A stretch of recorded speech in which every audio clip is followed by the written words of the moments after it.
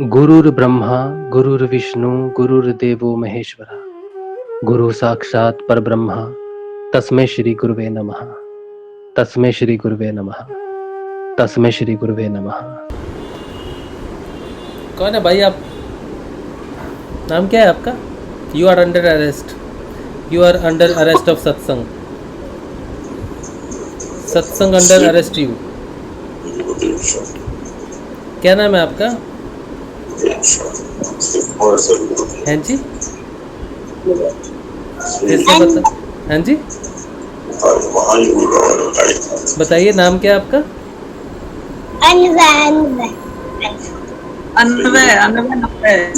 अन्वय।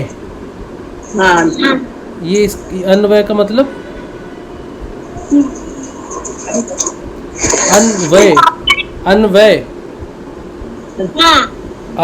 Spelling क्या है बेटे?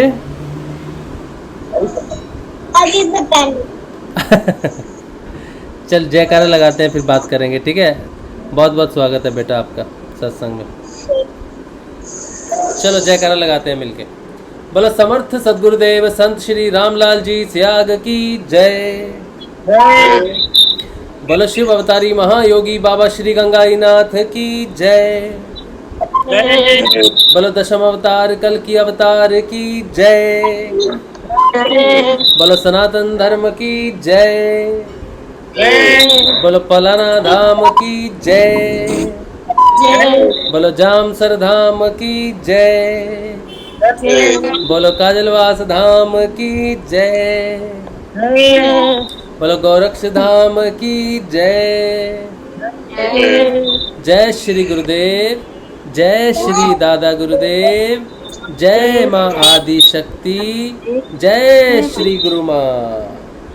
जय श्री गुरु, जय श्री दादा देव, जय माँ, जय श्री गुरु माँ, जय गुरु माई। हाँ मिस्टर अन्वय, मिस्टर अन्वय आपका बहुत बहुत स्वागत है। Okay, first of all, let me tell you, today's session will be in dual language, Hindi and English both together. आज का सत्संग हम दो लैंग्वेज में करेंगे, जैसे हम कर रहे हैं, हिंदी में भी करेंगे और इंग्लिश में भी करेंगे, ठीक है? और बड़ी देखो, बड़ी घटना है बड़ी प्यारी सी, और प्यारी सी भी है और आनंददायक भी है, अच्छी भी लगती है घटना। क्या है मैं आपको बताता हूँ। पहले हम लोग जाते हैं यूट्यूब पे आप सबको जय श्री गुरुदेव। आपके फूल पत्ते नमस्कार दिए, और क्या है, गेंदे का फूल, गुलाब का फूल, कमल का फूल, तालियां तालियां तालियां तालियां ये सब के लिए बहुत बहुत धन्यवाद। सबका बहुत बहुत स्वागत है आप सबका। तो मैं ध्यान कर रहा था अभी। ध्यान में मुझे जनरली जो कभी कभी क्या होता है कि सत्संग में कुछ बात करनी होती है, हमें क्या बात करनी होती है ना, उसका टॉपिक मिल जाता है। मेरा ध्यान ख़त्म होता है ना, जब ख़त्म होने के बाद मुझे वो टॉपिक पता चल जाता है कि क्या, किस चीज़ पे बात करनी चाहिए, किस पे माइंड कंसंट्रेट करना चाहिए, क्या है। कभी कभी, हर बार नहीं, कभी कभी मिल जाता है। आज मैं ध्यान कर रहा था, मुझे एक व्यक्ति की याद आई। उस व्यक्ति को मैंने गुरुदेव जी के बारे में बताया। मैं I tell this in English also. व्यक्ति के बारे में बताया तो व्यक्ति ने कहा कि भैया बहुत अच्छी बात है, आप बहुत अच्छा ध्यान कर रहे हो, गुरुदेव जी के बारे में बताया। मैं जब बूढ़ा हो जाऊंगा ना, थोड़ा काम वाम कर लूँ, मैं थोड़ा सा जब एज हो जाएगी ना, फिर मैंने यही काम करना है रिटायरमेंट में। तो मैंने कहा ठीक है, बढ़िया है, फिर रिटायरमेंट पे आप ये ज़रूर करना है साहब। What I'm telling is, few days, what I'm telling, when I do meditation sometimes in the evening, when I finish meditation, I sit for some time, then a topic comes into my mind automatically, no pressure at all. A topic comes into my mind, and that topic becomes the topic of the discussion in the satsang. It happens, generally it happens. And if I ask Gurudev, today's what will happen in today's satsang, what is the topic, then what happens, the nearby book, whatever book I have, I have lot of books, spiritual books. I just pick the book, open the page, and read one page of it. From that page, I never understand what is the topic and what is going to happen. But only one page I read, and when I sit and when I start speaking, automatically that one page is been fully explained, the entire chapter or the base of the book and everything. That one page. This happens many times. I generally didn't tell this before, but it happens. Sometimes a topic is given to me before the satsang. Today I was just I recalled an instance where I gave somebody Gurudev's introduction, that this is Gurudev, this is mantra jap, and you need to do this, and this will settle out your life problems and will take towards your life, will ascend towards the spirituality. He said, okay, Rajuda, it's very nice, and when I'll get old, I need to work some more for 15-20 years, and I'll get old and I'll do this only. I'll remember this, I'll do this. Okay, I said, okay, I'll wait for you. You get old, and then we will again discuss, and I'll tell it to you. I didn't pressurize him that, what is the funda, why you should do this and that. I didn't say anything, because I did not feel that I should pressurize him, or I should tell him the reality that nobody is getting old. This is the grace. Every day is the grace of Ishwar, of God, that we are living with the grace, because there is uncertainty. We do not know about next day, how we can plan something in our old age. But I did not tell him anything, because it's okay, it's alright. So today I just recalled him, and I was thinking, if I had pressurized him, he would have said, Krishna in Gita said, Nishkam Karam Karo. You should do the work, selfless work, you must do it in your life. And many people, you tell them, you do this bhajan, kirtan or naam jap, they said, Gita, the Krishna said in the Gita that Nishkam Karam is the best way to live the life. So we are doing our work. तो निष्काम कर्म करो, गीता में श्री कृष्ण ने कहा है निष्काम कर्म करो, और आप कुछ नहीं कह सकते उनको, क्योंकि कृष्ण भगवान ने कह दिया ना, अब आप क्या कहोगे उनको. कृष्ण ने कह दिया निष्काम कर्म करो, and they are working, but they never understand what does that mean.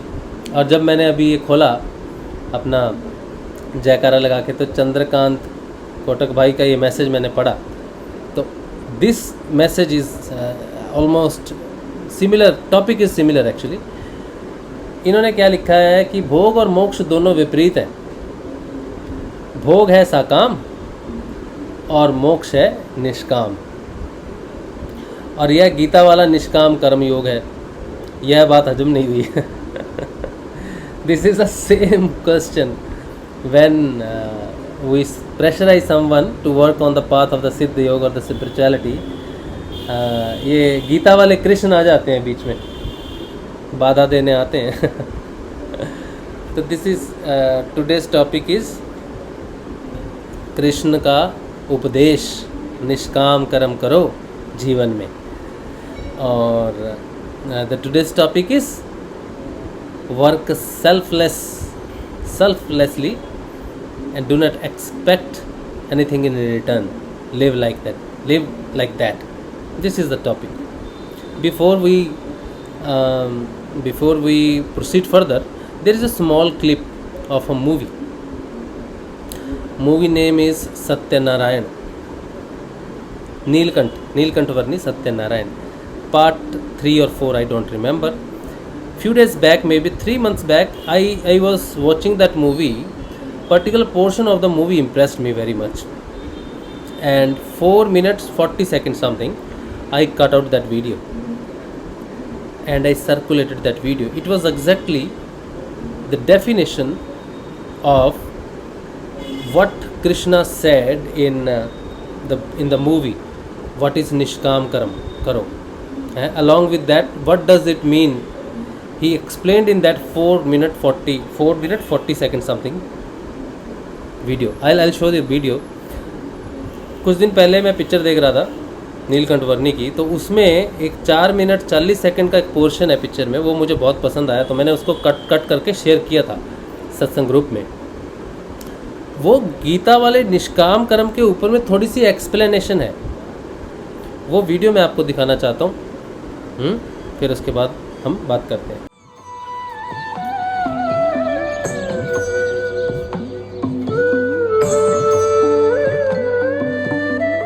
सत्यं वद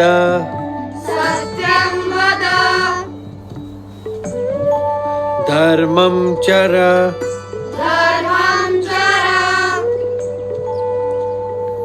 सत्यान्न प्रमदितव्यम्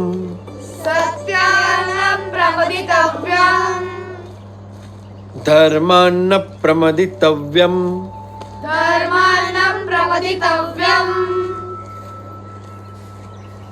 धर्म पालन, अहिंसा, सेवा, यह सब अच्छे मनुष्य जीवन के लक्षण हैं और इसीलिए इन सब सद्गुणों को अपनाते हुए परोपकारी जीवन जीना चाहिए। उसी में मनुष्य जीवन की सार्थकता है।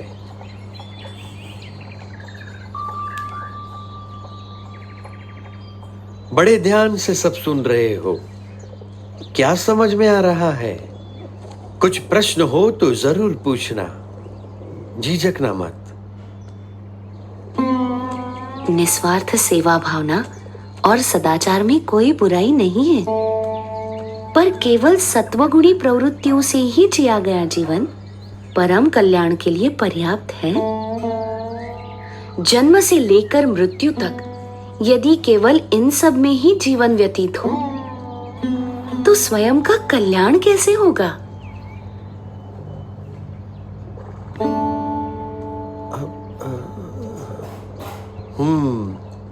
बड़े गुणी लगते हो, विद्याभ्यासी भी लगते हो और तर्क भी बहुत अच्छी तरह से प्रस्तुत कर लेते हो।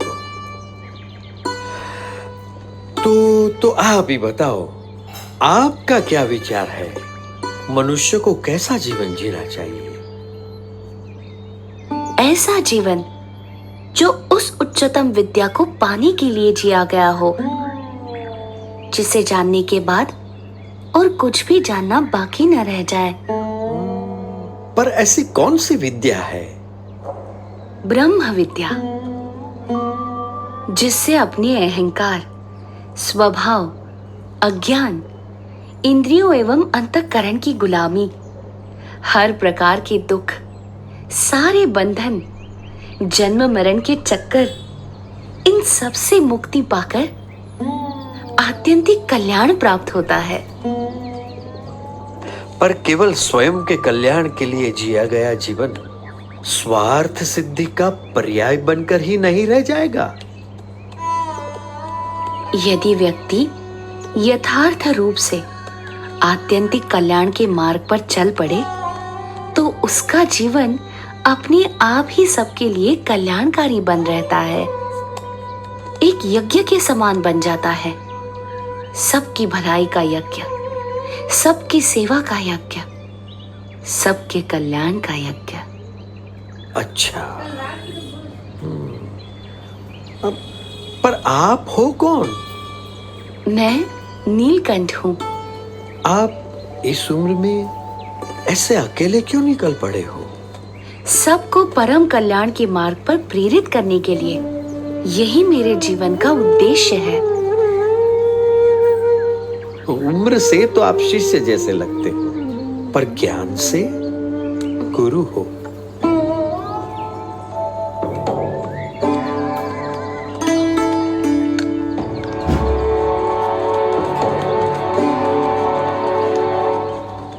प्रणाम।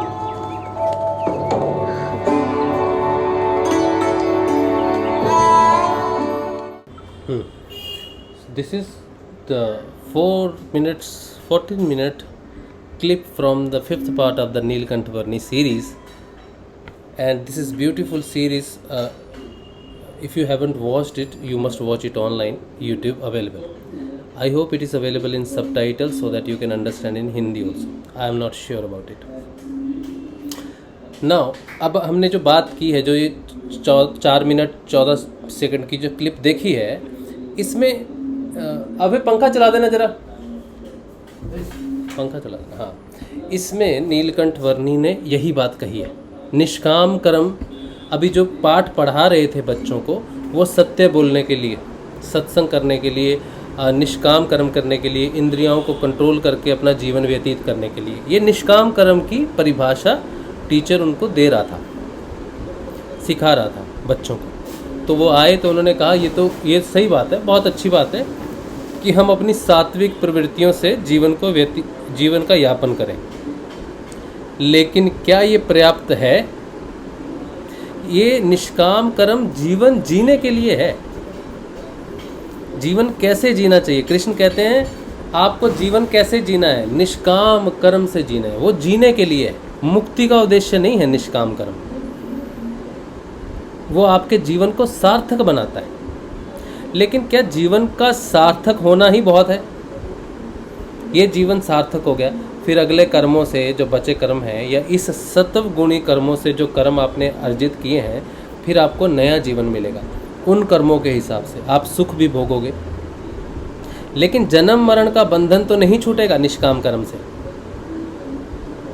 निष्काम कर्म जो है वो गीता वाला मार्ग जो है, एक तो ये जीवन जीने का तरीका हो गया, और दूसरी बात ये भी कह सकते हैं कि निष्काम कर्म जब कृष्ण कहते हैं कि तू फल की इच्छा मत कर, अच्छे सद्गुण सद्कर्म कर, ये जब तक आप इसको नाम के साथ एसोसिएट नहीं करते, जब तक आप इसको नाम जाप हरि के नाम के साथ एसोसिएट नहीं करते ना, तब तक निष्काम कर्म आपको वो पूर्ण वो चीज़ नहीं दे सकता, मुक्ति नहीं दे सकता, मोक्ष नहीं दे सकता। जब कोई व्यक्ति मोक्ष के रास्ते पे चलना शुरू करता है, हरि का नाम जपे बिना मोक्ष नहीं मिलता आपको, गुरु के बिना मोक्ष नहीं मिलता, गुरु ही मोक्षदायक है। तो गुरु जब मिलते हैं तो वो नाम जाप देते हैं ईश्वर का। वो नाम जाप जब देते हैं, उस नाम को जपते जपते जैसा जीवन आपका होना चाहिए, उस जीवन की परिभाषा है निष्काम कर्म। लेकिन अगर आप निष्काम कर्म कर रहे हैं, सत्वगुणी प्रवृत्तियों से काम कर रहे हैं, लेकिन आपकी भावना कोई नहीं है उसमें, निष्काम का मतलब है मेरी कोई इच्छा नहीं है। अच्छा, मैं इसको थोड़ा सा इंग्लिश में, what I am saying is, the Krishna says in the Gita that you do the work without any expectation. Nishkam means without any expectation, without any greed, without the desire, any kind of desire. You just do it on the name of the God and forget it. What results you will get, you do not worry about that. So you should not think too much about the result of the work. Just do it. Krishna says that in Gita, and people say we are doing this, we are doing our work. Work is life, work is worship. But they never understand the difference between work and the work without desires. These are the two different things. Even when you do the work without desire, that does not liberate you. That is what this short clip is telling us. The small boy is a incarnation of the Narayan. The name is Neelkantha Varni. What he says, if you work selflessly, desirelessly, and you do the work with the Satav Gun, 3 gunas are there: Satav Gun, Rajas and Tamas. Satav means the good works, the good deeds. If you even do the good deeds without desire, is that sufficient for the liberation? If you want a liberation, you must acquire the knowledge of the Brahma. The purpose is, when you want to liberate yourself, it is not the selfless work life, but it is also required to attain the knowledge of the Brahma, that is called Brahma Vidya. वो कह रहे हैं कि इसके साथ साथ तुम्हें ब्रह्म विद्या की भी ज़रूरत है। तो वो पूछते हैं कि ब्रह्म विद्या कैसे प्राप्त की जा सकती है, या ब्रह्म विद्या क्या है? He says, what is Brahma Vidya? How we can acquire it?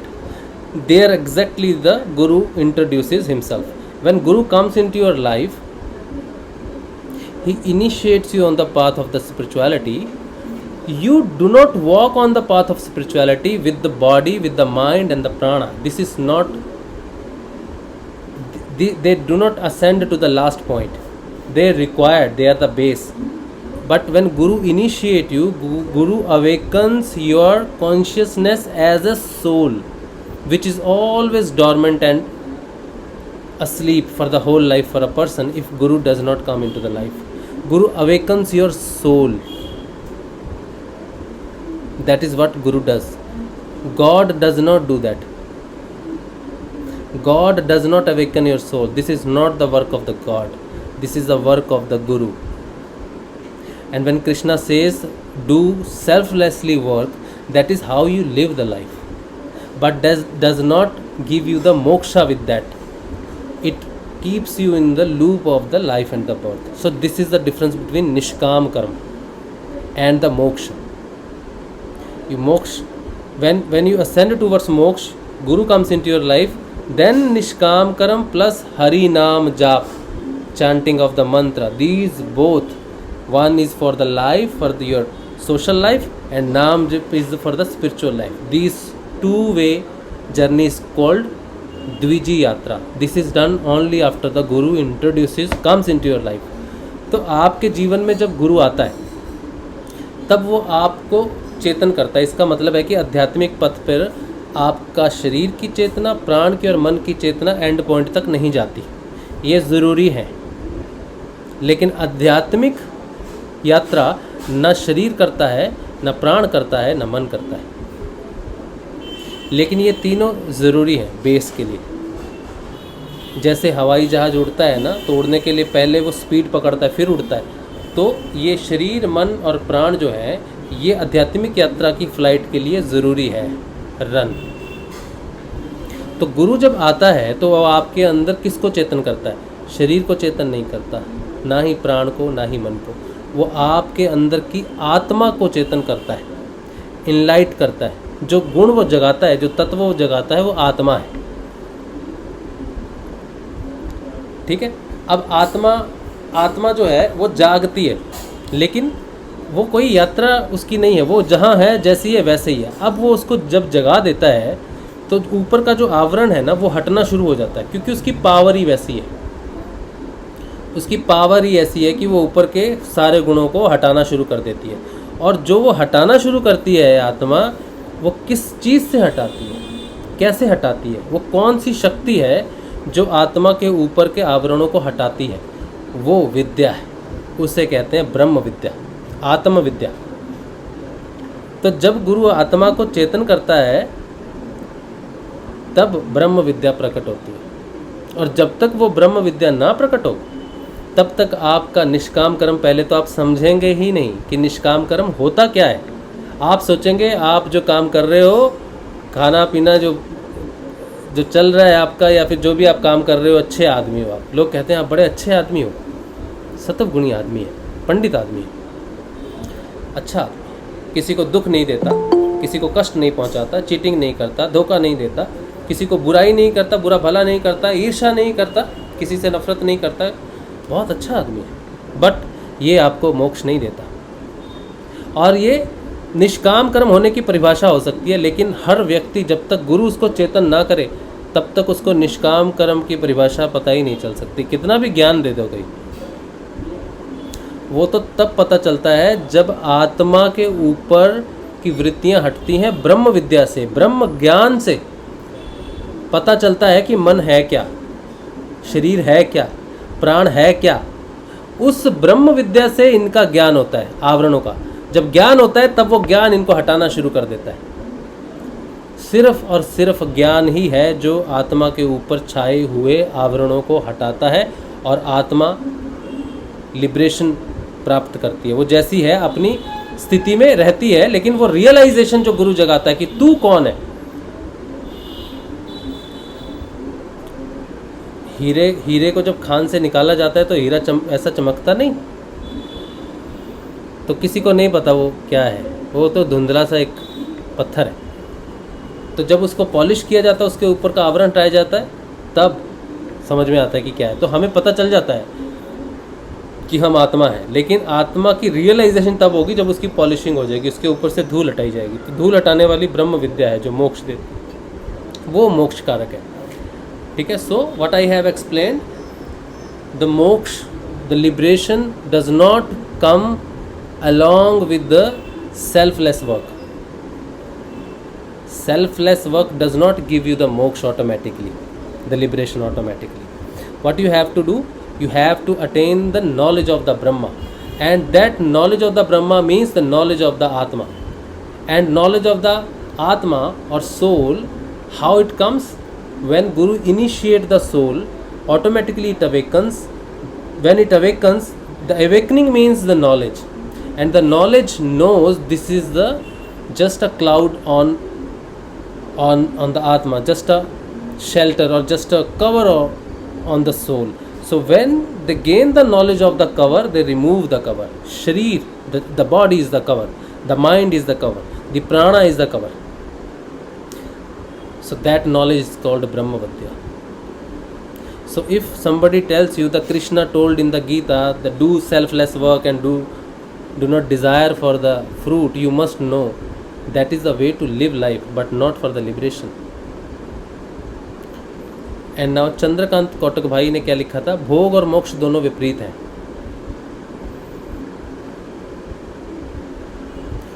भोग है साकाम और मोक्ष है निष्काम, और यह गीता वाला निष्काम कर्म योग है. यह बात हजम नहीं हुई, तो गुरुदेव ने कहा भोग और मोक्ष दोनों मिलेंगे इस योग में. तो भोग क्या है?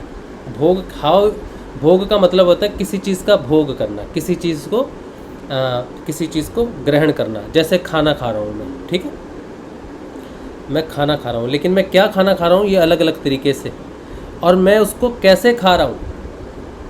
सोचो कि मैं नॉन वेज खाता हूँ, ठीक है, और एक बंदा वेज खाता है, और वेज वाला बंदा कहता है कि I am a vegetarian, I am better than you, you are killing someone and you eating someone and I am eating the sattvic. और मैं पहले हिंदी में बोलता हूँ, कंफ्यूज हो जा रहा हूँ थोड़ा.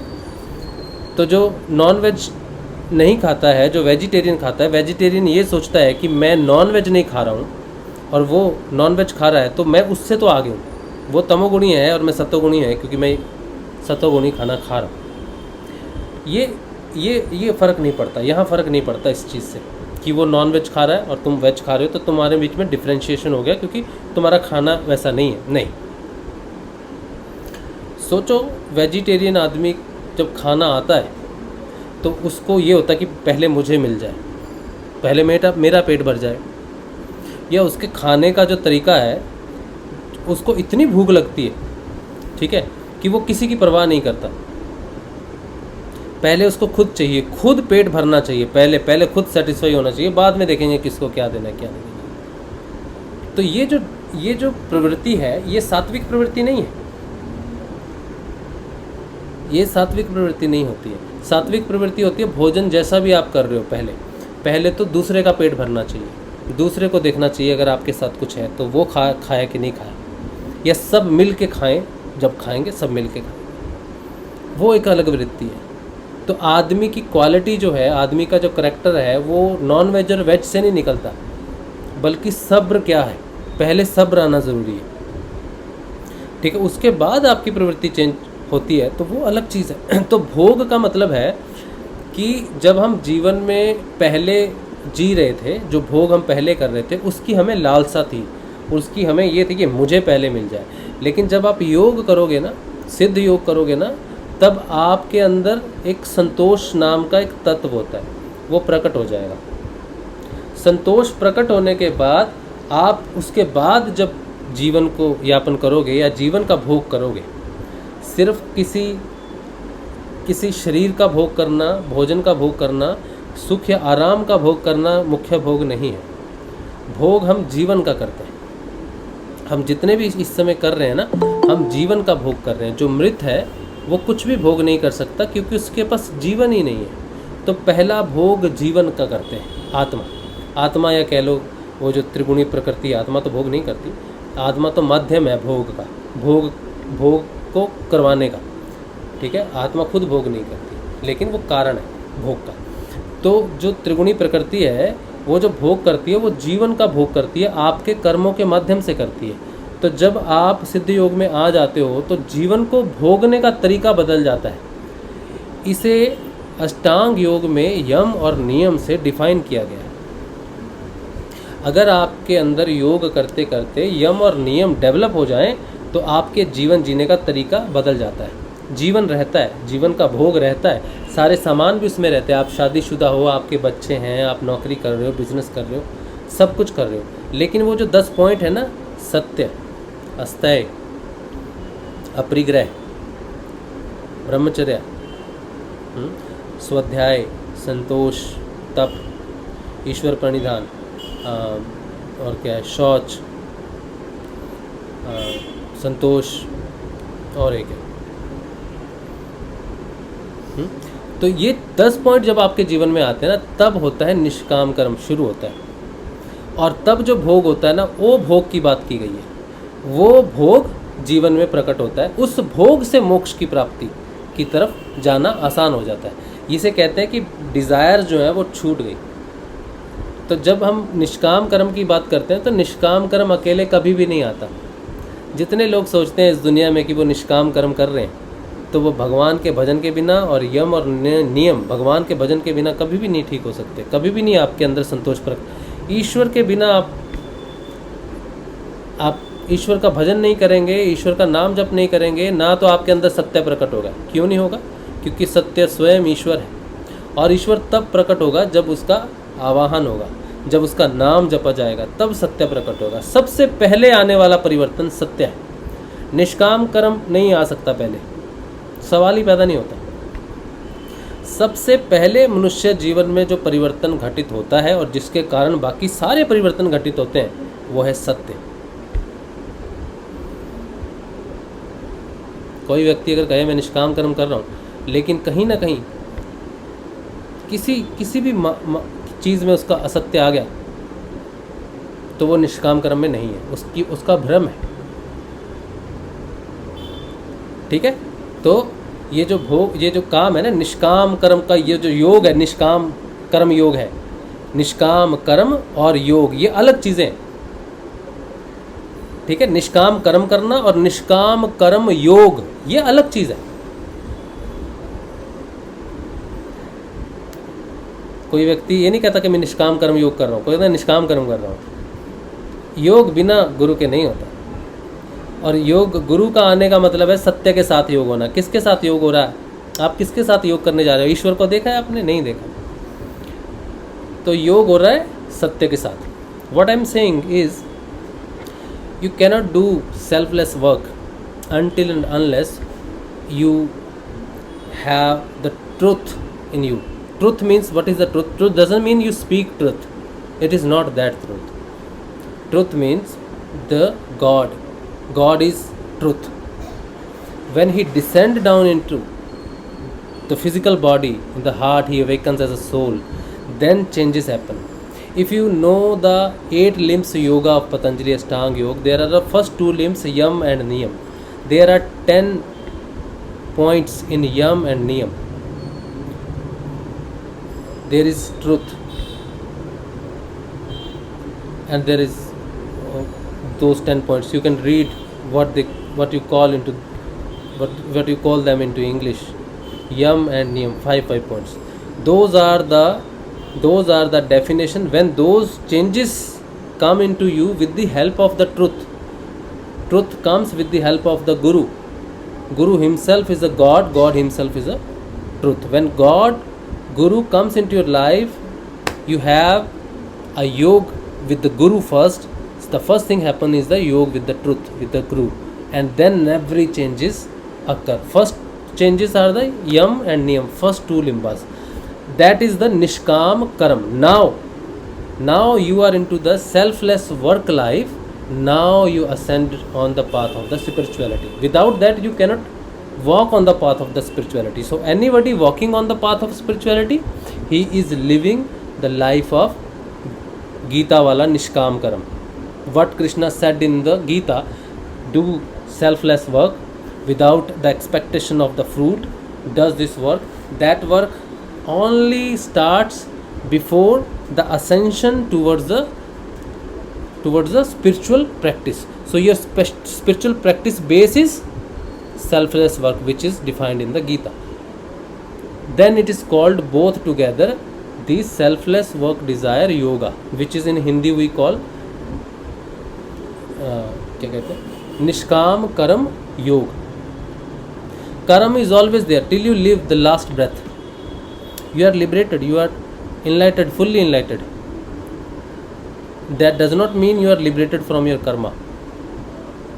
You are still doing the karma, but you need not to have the result of your karmas. You do the karma, but that does not affect on you. It does not put you into the circle of the life and the death. So Nishkam Karma is important for the liberation. That is why it is the base of the spiritual practice. You be into your life, normal life. You can have everything. The other person who is not on the path of spirituality, he is living the life with the same elements or the desire or the things in his life. You can do the same thing even when you are liberated, but you are not accumulating the karma. And why you are not accumulating? Because whatever you are doing are based on the 10 points which is defined the first 2 limbas of the Patanjali Ashtanga Yoga, that automatically induced into you. You do not you do not attain them. You do not see that, okay, I'll speak the truth, okay, I will be clean from the inside and the outside. These 10 points you cannot induce yourself into your character. When you chant the mantra given by the Guru, these 10 points, yama and the niyam, 5 yama 5 niyama, all automatically induced into you.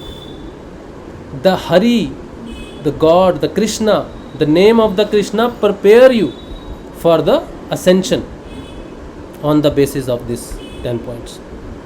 तो भगवान हमें prepare करते हैं spiritual पथ पे चलने के लिए, आध्यात्मिक पथ पे चलने के लिए. भगवान हम जब प्रिपेयर करते हैं तो भगवान हमारे अंदर परिवर्तन करते हैं, यानी कि सत्य हमारे अंदर परिवर्तन करता है. यम और नियम ये बहुत ज़रूरी है, इसके बिना आध्यात्मिक यात्रा शुरू नहीं होती. और एक बात कि जब आध्यात्मिक यात्रा शुरू हो जाती है, इसका मतलब ये नहीं कि पूर्ण संतोष आ चुका है, ठीक है, पूर्ण रूप से सत्य आ चुका है. इसको वो इंड्यूस हो जाता है, जैसे बीज होता है ना, वो डल जाता है. निष्काम कर्म का भी समझ लो बीज है, वो डल गया, सत्य प्रकट होना शुरू हो गया, अहिंसा प्रकट होनी शुरू होगी, संतोष शुरू हो गया, शौच शुरू हो गया, तप शुरू हो गया, स्वाध्याय शुरू हो गया. लेकिन वो आ गया, पूरा नहीं हो गया, वो आपकी साधना में धीरे धीरे बढ़ता रहेगा. और जैसे जैसे उसका बेस मजबूत होता जाएगा, जैसे जैसे संतोष बढ़ेगा, सत्य बढ़ेगा, स्वाध्याय बढ़ेगा, तप बढ़ेगा, ईश्वर प्रणिधान बढ़ेगा, ये सारी चीज़ें बढ़ेंगी, आप उसके ऊपर बढ़ते जाओगे. तो बेस मजबूत होता जाएगा और बिल्डिंग बढ़ती रहेगी, और आप वो टॉप मोक्ष तक जब पहुंचोगे, नीचे जो बेस बना है इसका कोई भी कर्म अर्जित नहीं होता. इसीलिए चंद्रकांत भाई गुरुदेव ने कहा है कि ये गीता वाला निष्काम कर्म योग है. इसमें भोग भी है, मोक्ष भी है, लेकिन ये भोग वैसा भोग नहीं है जो हम इंद्रियों से, मतलब एक होता है ना कि हम मैं कर लूँ, मतलब इसमें मैं खत्म हो जाता है. इसमें सर्वाइवल ही रहता है. हाँ नरहरि भाई, हाँ नरहरि भाई क्या बोलना चाहते हैं बताइए. हाँ, मैं आपको आज दर्शन करवाना चाहता हूँ. श्री इंद्रगिरी जी महाराज है मेरे साथ अभी. हाँ अच्छा, बड़े वाह, क्या बात है, बहुत सौभाग्य हमारा, बहुत सौभाग्य हमारा. जो परमहंस है, हाँ है ना, हाँ, तो ये है. हाँ जी. नमस्कार जी. चरण स्पर्श बाबा जी, चरण स्पर्श. नमस्कार.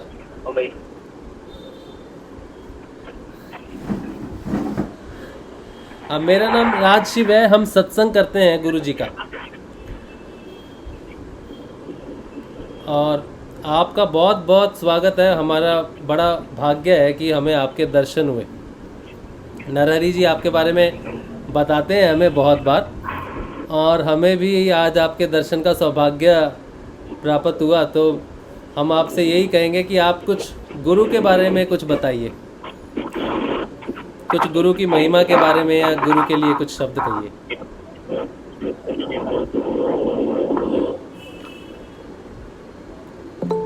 नरहरि भाई आवाज नहीं आ रही, उनको माइक दीजिए ना।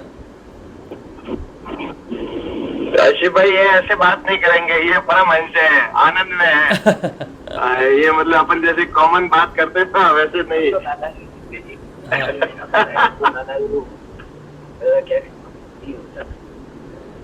अच्छा अच्छा। ये कह रहे गुरु जी के बारे में कुछ बताओ आप, गुरु जी कैसे होते हैं, गुरु जी की सेवा कैसे होता है वो जानता है, आप नहीं जानता है, सबके चेले की जानता है। बता रहे गुरु जी होता है वो अपनी जानता है और अपने चेले की जानता है। हाँ वो चेले की जानता है, गुरुओं के भी गुरु होते हैं। गुरुओं के भी गुरु होते हैं, हाँ। वो जानता है।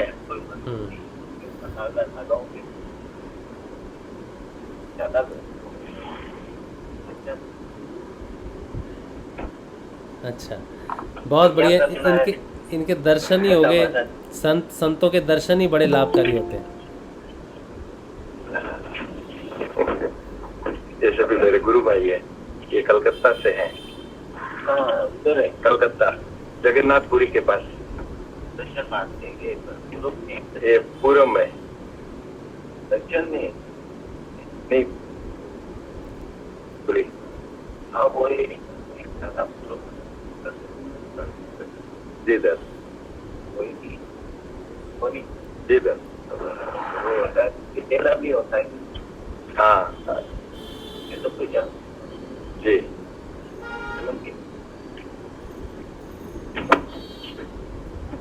एक मेरे गुरु है तलम देता है और तो कह रहे हैं मेरे गुरु है वो चिलम पीता है और जीता है। हाँ जैसा जिसका पथ है वो तो गुरु के जैसा ही, जैसा शिष्य जैसा गुरु वैसा ही शिष्य होता है। हमारे दादा गुरु भी पीते थे। हमारे दादा गुरुदेव चिल्लम पीते थे, ऐसी कोई बात नहीं। हमारे दादा गुरुदेव भी पीते थे। पीते थे क्या पीते हैं? हाँ अभी तो देसी घी पीते हैं गुरुदेव, दादा गुरुदेव। बहुत अच्छा लगा नरहरि भाई, कभी फुर्सत में इनसे बात हो सके, जो हमारे लिए थोड़ा ज्ञान का, हमें ज्ञान के बारे में, थोड़ा गुरु के बारे में, हमें तो गुरु के बारे में जानना है तो होता है, मतलब नहीं होता है। क्या है ज्ञान भी नहीं होता है, ज्ञान नहीं होता है जिसे ज्ञान भी नहीं होता है, जैसे ज्ञान नहीं होता है जिसे ज्ञान नहीं होता है। मतलब एक नेन का भाईगा नाम है अज्ञान, नहीं अपने मतलब अंधेरा नाम है, जैसे उसका अज्ञान नाम। तो ज्ञान होता नहीं है, बड़ा आदमी होता है, किसी को होना हो न समझ जाता है और नहीं जैसे ये हो सकता है। हाँ नरहरि भाई क्या कह रहे हैं, वो ध्यान के बारे में कुछ कह रहे हैं। नरहरि भाई संतों के आने से तो उसका नाम से किसी बार लोग लेने क्या, उसका नाम है, एक भाई है, उसका दूसरा हरिदास महाराज का गुरु होता है। तो वो भी होता है, जावी होता है, जावी होता है। उसका ध्यान नाम दे दिया हमने गुरु का, ध्यान बोले ध्यान, और मेरे ध्यान ही दे दिया। और क्या हाँ नरहरि भाई थोड़ा बताइए क्या बता रहे हैं, क्लियर, उतना क्लियर नहीं आ रहा, क्या बता रहे हैं। परमहंसों की बातें समझ से परे होती है राशि भाई, बस हाँ बस आनंद लेते हैं हम तो, पूरे दिन ऐसे ही आनंद लेते हैं। जीते हैं हम लोग तो ऐसे ही जीते हैं। बहुत बढ़िया बहुत बढ़िया। चलो संतों के दर्शन हुए जो तपस्या करते हैं और अपने गुरु की राह पे चल रहे हैं, ऐसे संतों के दर्शन हुए। बहुत बहुत धन्यवाद नरहरि। जय श्री गुरुदेव आपको। नरहरि भाई संत। जय गुरुदेव। हम गुरु दो ही हो नहीं, ये गुरु बहन नरहरि भाई संतों की बात हम कहाँ समझ पाएंगे। हाँ जी तबीयत खराब है। हाँ वही तो, मैं भी नहीं समझ पाता हूँ, बाकी सर बांधे बैठे। संतों की वाणी हम कहाँ समझ पाएंगे। आज नीति कर ली होगी। इनका तो आशीर्वाद ही बहुत है, दर्शन ही बहुत है इनके तो। बस जब क्या गुरु शिखर गए थे, 5 साल से गुरु शिखर गए थे। अच्छा, तो तेरा भी वहीं पर बाहर नहीं है। ये उर्मिला बहन है। दादी प्रणाम। गुरुदेव प्रणाम। गुरुदेव प्रणाम। हाँ, सबको बोला है। हाँ भाई, प्रणाम प्रणाम प्रणाम। आसीन का दर्शन मात्र ही बहुत है।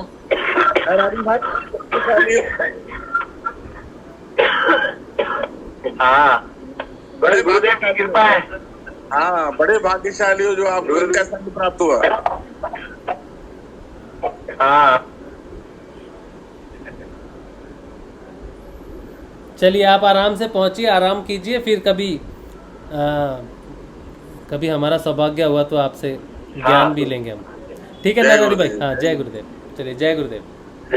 जय श्री जय गुरुदेव। जय श्री गुरुदेव। जय श्री जय श्री गुरुदेव। जय श्री गुरुदेव। जय श्री गुरुदेव। जय श्री जय गुरुदेव। जय Shri. So, Narhari Bhai is with a saint. He is a saint, and I heard many praises regarding him. He doesn't talk much, but somewhere they went somewhere today, and I could not understand what he's speaking because the voice was not very clear. But maybe someday we meet with him personally or understand that because he is doing the tapasya, he is living in a cave and he doesn't talk much, and most of the time they are into their own world of tapasya. But it is very it's a luck, it's a good luck that they we meet these kind of people and we meet these saints, those who are continuously doing the naam jap, and they have their own way to live, their tradition, their guru's tradition they follow, and this is the Nath tradition. When we go to the places where Nath lives, this is their normal life. They smoke the bhang and this is their way how they worship their guru, and this is how their spiritual practice goes on. So it is different than us. We do not smoke or we do not have chillam and all.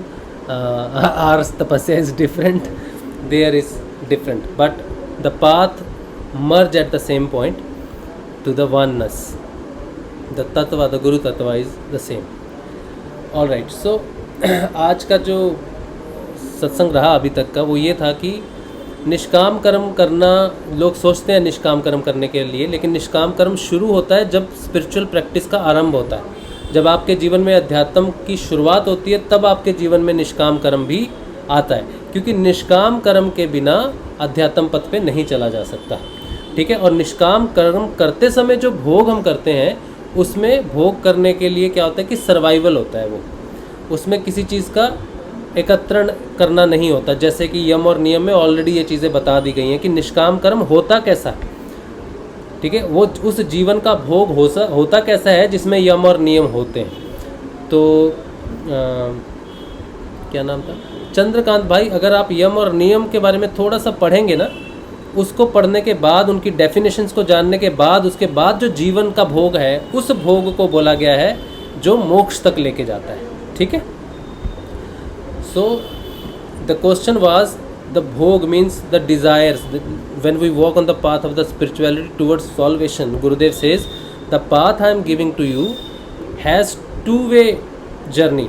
One, your normal life where you have your family, where you have your things to do, your desires, your accumulation, your work, everything. So this is called the bhog, means we are living our life. This is called the bhog. ठीक है, having something in the life. So he says when we have the attention towards the desire into the life, have something into the life, how we can attain the salvation, how these two paths can submerge into the oneness when it is opposite. So I am explaining him on the basis of the Patanjali Ashtanga Yoga that two limbas produce the life which is the life which is explained by the Krishna in the Gita says Nishkam Karam. That Nishkam Karam is the karam which is the bhog which gives us the salvation. Okay, I think I have repeated many times. It is clearly understandable that the bhog without guru and bhog after the guru comes into your life is different. All right. Dual languages is sometimes it is very difficult. I forget what I am explaining in Hindi, what I explained in English. So I hope the message, the discussion is clear so far in Hindi and English. Anybody can confirm is it clear in both English and Hindi, or I have missed something? Am I saying the same thing in Hindi and English, or I am just mingling the words? Anybody who understand both language can confirm this? किसी को दोनों languages आती हो तो ये बता सकता है कि जो मैं हिंदी में बोल रहा हूँ इंग्लिश में वो सेम समझ में आ रहा है हिंदी इंग्लिश में? हाँ सेम है सर। सेम है ना? कोई मिस सेम है सर, बिल्कुल। अच्छा ठीक है, thank you. Both language are same sir. अच्छा okay, so anybody has any question? Anybody wants to say something on this particular point? If still it is unclear, I will write it out and it will be easy for me to write it down, further explain it. If it is understandable, then it is fine. I will not waste my time. But if it is not clear, then somehow I will write it in the short word, and in the next satsang I will just read it out so that it makes more sense. Alright, if there is no other question, I hope today's आपको समझ में आ गया होगा आज की बात कि जो निष्काम कर्म वाले हैं ना, जो कहते हैं हम बुढ़ापे में आएंगे, बुढ़ापा कभी भी नहीं आता। क्योंकि बुढ़ापा आता किसको है? अगर हमने हरि का नाम को जप करना है, किसके लिए करना है? हरि का नाम हम जप करते हैं आत्मा के लिए, और आत्मा तो कभी भी बूढ़ी नहीं होती, बूढ़ा तो शरीर होता है। तो अगर कोई कहता है कि जब हम बूढ़े हो जाएंगे तब हम नाम जाप करेंगे, तो नाम जप तो शरीर के लिए है ही नहीं, तो बुढ़ापे में करके उसका लाभ क्या है? वो तो आत्मा के लिए है। वो चाहे जवानी में करो, चाहे बचपन में करो, चाहे बुढ़ापे में करो, आत्मा का तो कोई जवानी बुढ़ापा होता ही नहीं है। तो लोगों को ये बेसिक कंसेप्ट क्लियर नहीं है कि बुढ़ापे में करेंगे, किसके लिए करेंगे, ये पता नहीं है उनको, बिकॉज ज्ञान नहीं है। तो ज्ञान तो गुरु के साथ ही आता है, गुरु के बिना नहीं आता ज्ञान। और ज्ञान क्या है? गुरु का ज्ञान क्या है? गुरु के साथ ज्ञान क्यों आता है? ज्ञान आत्मा के साथ आता है। आत्मा कौन है? गुरु। गुरु में, आत्मा में और सत्य में और ईश्वर में कोई अंतर नहीं। गुरु, आत्मा, ईश्वर और सत्य, ये चारों पर्यायवाची हैं। ठीक है? तो ज्ञान इन्हीं से, इन चारों से है। चलिए ठीक है, बढ़िया। तो आज का सत्संग यहीं पे रखते हैं श्री गुरुदेव के श्री चरणों में, और कल मिलेंगे सुबह के ध्यान में, सुबह 6:30 बजे। जय श्री गुरुदेव, जय श्री गुरुदेव, जय श्री गुरुदेव, जय श्री गुरुदेव, जय श्री गुरु।